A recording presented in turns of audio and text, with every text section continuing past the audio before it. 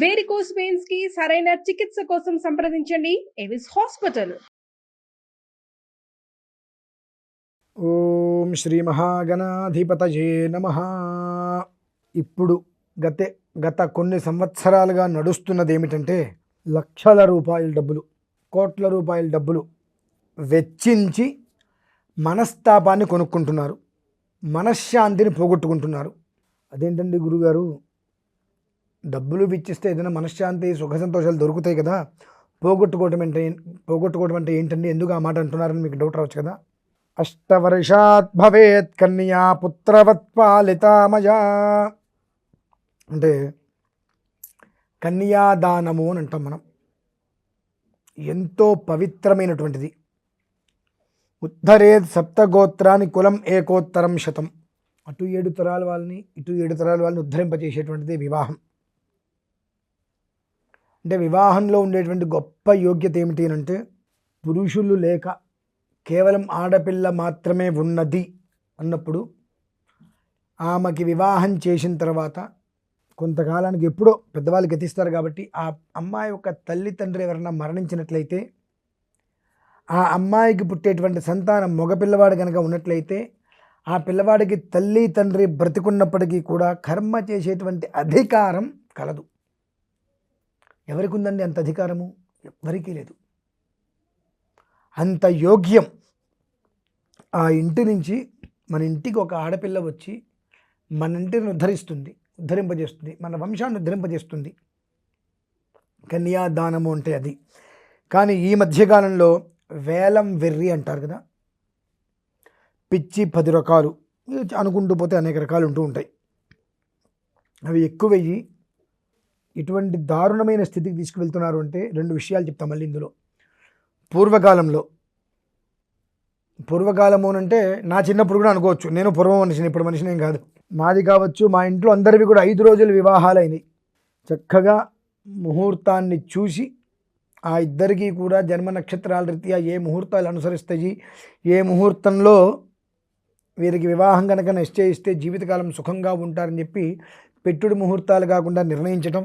ఆ కన్యాదాన సమయం వరకు కన్యాం సాలంకృతాం సాధ్వీం సుశీలాయ సుధీమతే ప్రయతోహం ప్రయచ్ఛామి ధర్మకామార్థసిద్ధయే కన్యాం కనక సంపన్నాం కనకాభరణైర్యుతాం దాస్యామి విష్ణవే తుభ్యం బ్రహ్మలోకే జిగీషయా కన్యే మమాగ్రతో భూయా కన్యే మే దేవి పార్శ్వయో అనుకుంటూ చక్కగా శ్లోకాన్ని చెప్పి అమ్మాయి యొక్క చేతిని కొబ్బరి బొండంతో పిల్లవారి చేతిలో పాలతో పెట్టడం జరుగుతుంది.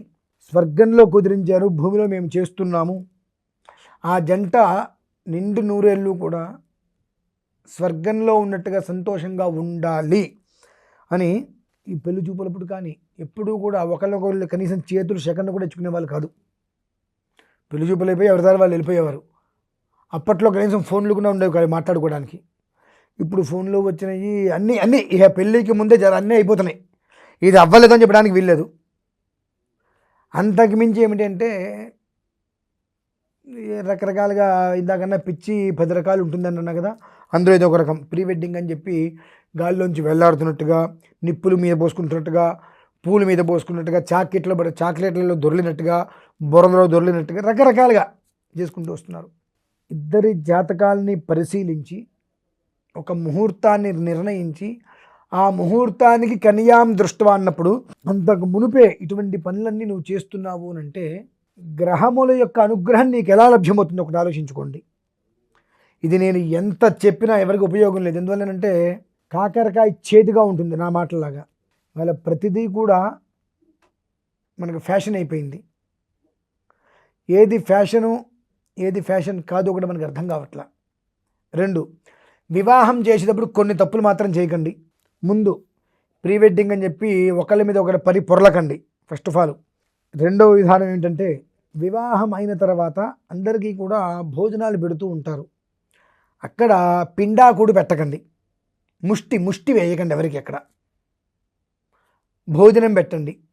అన్న సంతర్పణ అంటారు కదా, ఎంతమంది చేతులు కడిగితే అంత శుభం ఆ ఇంటికి అంటారు కదా.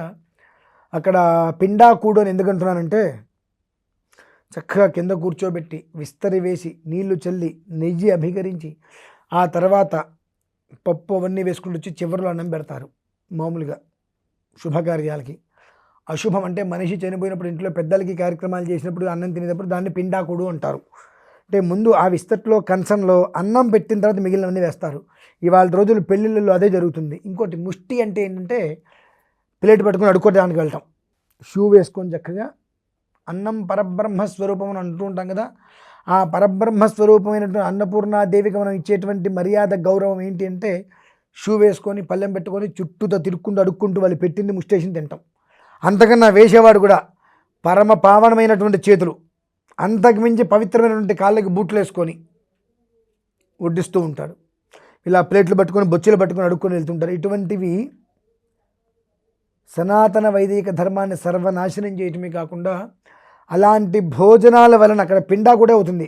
భోజనం అవట్ల అందరికీ కూడా అన్న సంతర్పణ మనం చేయట్లా, పెళ్లి చేశాం కాబట్టి చక్కటి పంక్తి భోజనాలు పెట్టట్లా.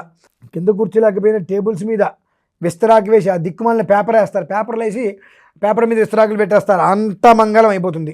విస్తరాకులు వేసి చక్కగా ఆ విస్తరాకుల మీద అన్ని రకాల భోజనాలు మనం వడ్డించట్లా.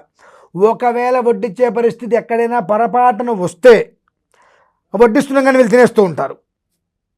ఇక దేనికండి?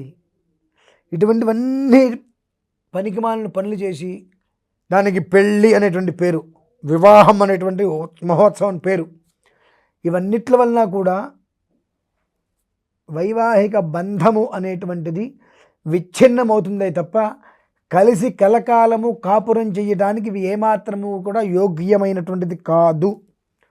కనుక అసందర్భోచితమైనటువంటివి, అనవసరమైనటువంటి వాటిని కంప్లీట్గా వదిలేసి వేద ధర్మం మనకేం చెప్పింది.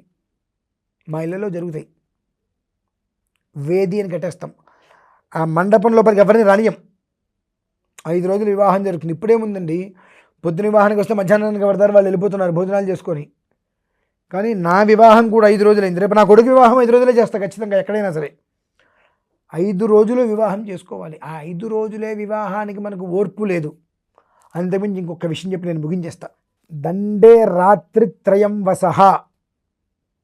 దండే రాత్రిత్రయం అనగానే తెలుగులో చెప్పాలంటే 3 రాత్రులు, ఇంగ్లీష్లో చెప్పాలంటే first night, second night, third night.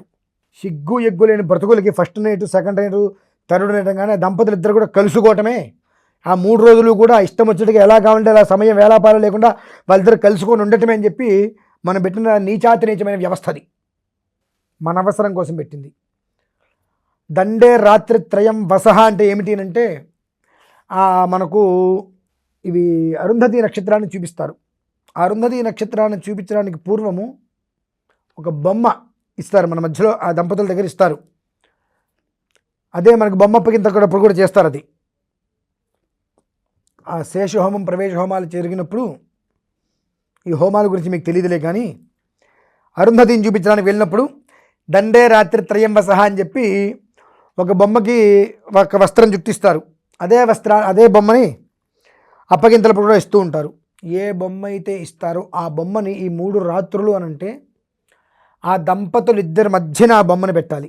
మనిషికి కావాల్సింది ఆవేశము కాదు, ఒక ఆలోచనతో కూడుకున్నటువంటి ఆశయం, నిగ్రహం అంటారు. మనోనిగ్రహం, ఇంద్రియ నిగ్రహం అని చెప్పి ఆ దంపతులు ఇద్దరిని 3 రాత్రులు గదిలో పడుకోబెడితే ఆ 3 రాత్రులు కూడా ఆ బొమ్మ మధ్యలో పెట్టి వాళ్ళిద్దరు అటు ఇటు పడుకోవాలి.